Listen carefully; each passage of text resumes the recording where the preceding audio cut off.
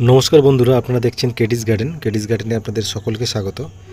আজকে থাম্বনেল দেখেই আপনারা বুঝতে পেরেছেন যে আজকে আলোচনা হবে ডালিয়া গাছের ফাইনাল খাবার কি হবে, অর্থাৎ লাস্ট যে চাপান সারটা আমরা দেব সেই চাপান সারটা কি হবে। আর এইটা দেবার পর আমরা কিন্তু আর কোনো রকম খাবার দেব না, শুধুমাত্র জল দেব নিয়মিত, যেভাবে আমরা গাছে জল দিই। তো চলুন জেনে নেওয়া যাক যে আমরা ডালিয়া গাছের জন্য কি কি খাবার ব্যবহার করছি, যেটা আমরা চাপান সার হিসেবে দেব গাছকে। তার আগে বলে রাখি যে যারা নতুন দেখছেন ভিডিওটা তারা অবশ্যই চ্যানেলটা সাবস্ক্রাইব করে রাখুন এবং পাশে থাকা নোটিফিকেশান বেলটি প্রেস করে অলে ক্লিক করে রাখবেন, তাহলে কোনো ভিডিও কিন্তু আপনাদের মিস হবে না। আর মিস হয়ে যাওয়ার একটাই কারণ, আপনারা সাবস্ক্রাইব করছেন না। আর যে সকল বন্ধুরা দেখছেন ভিডিওগুলি তাদের মধ্যে 96% যারা নন সাবস্ক্রাইবার আর মাত্র 4% যারা দেখছেন তারা হচ্ছে সাবস্ক্রাইবার। তাই সাবস্ক্রাইব করে দেখুন, তাহলে দেখবেন আপনাদের কোনো ভিডিও মিস হবে না। তো চলুন জেনে নেওয়া যাক আমরা ডালিয়া গাছের জন্য কি কি খাবার আমরা ব্যবহার করব। দেখুন প্রথমে আমি এটা নিয়েছি, এটা প্রথমে বলে দিই, এটা হচ্ছে সরিষার খোল। সরিষার খোল নিয়েছি আমি 150 গ্রাম। 150 গ্রাম এই ধরনের গুঁড়ো সরিষার খোল নিয়েছি। এগুলো বাজারে চটি আকারে পাওয়া যায়, অর্থাৎ দেখবেন ডেলা ডেলা আকারের একটা সার পাওয়া যায় সরিষার খোলি। তা সেটা না নিয়ে আপনারা নেওয়ার চেষ্টা করবেন এই ধরনের ডাস্ট আকারের সরিষার খোল, বাজার মূল্য প্রায় 40 টাকা। এবারে এখানে যেটা দেখছেন সেটা হচ্ছে বাদাম খোল। বাদাম খোল নিয়েছি 150 গ্রাম, অর্থাৎ সরিষার খোলের সমান নেব বাদাম খোল। এই ধরনের ডাস্ট ফর্মে বাদাম খোল আপনারা বাজারে পেয়ে যাবেন, যার বাজার মূল্য হচ্ছে 60 থেকে 70 টাকা, জায়গা হিসাবে এটা কম বেশি হতে পারে।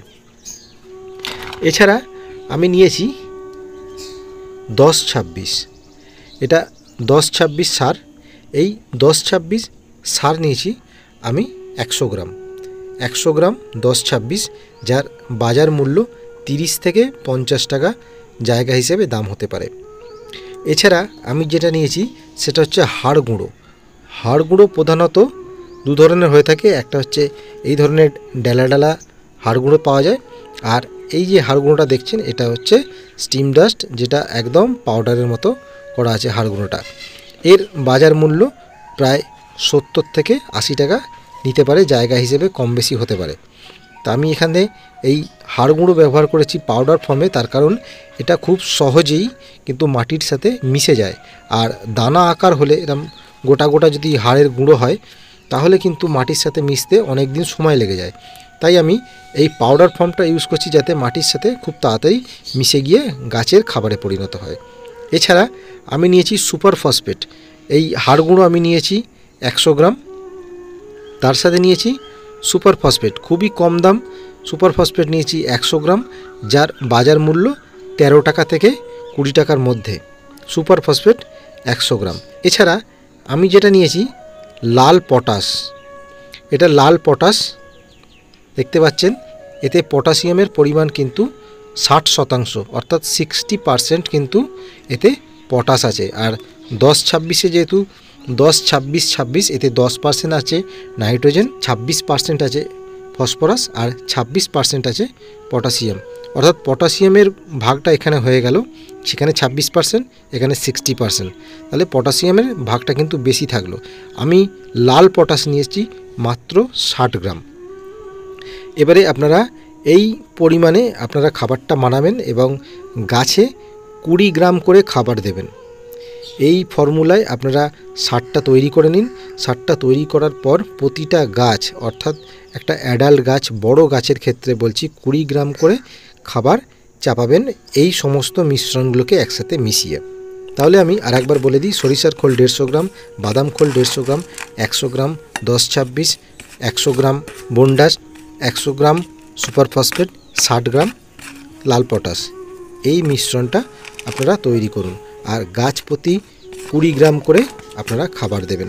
তার আগে টবের মাটি সামান্য খুসে দিয়ে তার সাথে এই খাবার ছড়িয়ে আমরা উপর থেকে দেবো ভার্মি কম্পোস্ট বা গোবর সার। গোবর সার, শুকনো যে গোবর সার, সেই গোবর সার দিলে কিন্তু আরও ভালো হয় কাজটা। যদি গোবর সার আপনাদের কাছে না থাকে, যদি ভার্মি কম্পোস্ট থাকে, আপনারা তার পরিবর্তে ভার্মি কম্পোস্টও ইউজ করতে পারেন।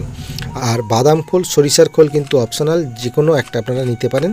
কারণ অনেকের কাছে হয়তো বাদাম খোলটা অ্যাভেলেবেল নাও থাকতে পারে, তার জায়গায় আপনারা কিন্তু এখানে যেমন 150, 300 করেছি, আপনারা এই সরিষার খোলও কিন্তু 300 গ্রাম নিয়ে নিতে পারেন, বাদাম খোল যদি বাদ দেন।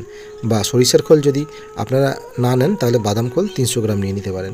তো এই ফর্মুলায় আপনারা মিক্সচারটাকে তৈরি করে একটা মিক্স খাবার তৈরি করুন। আর গাছ প্রতি 20 গ্রাম করে দিয়ে তার উপরে ভার্মি কম্পোস্ট বা গোবর সার চাপিয়ে দিয়ে আপনারা কি করবেন, গাছে জল দিয়ে দেবেন। আর এইভাবেই লাস্ট খাবার আমাদের দিয়ে দেওয়া হলো। এরপর আমরা কোনো রকম খাবার দেব না, জাস্ট ইনসেকটিসাইড মাঝে মাঝে দেব। আর এছাড়া রেগুলার যেভাবে আমরা জল দিই, সেই জল আমরা কিন্তু রেগুলার দিতে থাকবো গাছে। তাহলেই কিন্তু গাছে সুন্দর ফুল আসবে আর গাছের গঠনও কিন্তু খুব সুন্দর হয়ে যাবে। ছোট্ট ভিডিও, আপনারা আশা করি সম্পূর্ণ ভিডিওটা দেখলেন। ভালো লাগলে অবশ্যই একটা লাইক করবেন, কমেন্ট করবেন কিছু যদি জানার থাকে। আর অবশ্যই চ্যানেলটা সাবস্ক্রাইব করে রাখবেন, কারণ সাবস্ক্রাইব করতে কিন্তু টাকা পয়সা লাগে না। আপনারা সাবস্ক্রাইব করছেন না বলেই কিন্তু ভিডিওগুলো মিস হয়ে যাচ্ছে। ভালো থাকবেন, সুস্থ থাকবেন, এভাবেই কাজ করতে থাকুন। আশা করছি আমি আবার নতুন ভিডিও নিয়ে আপনাদের সামনে উপস্থিত হব। ধন্যবাদ।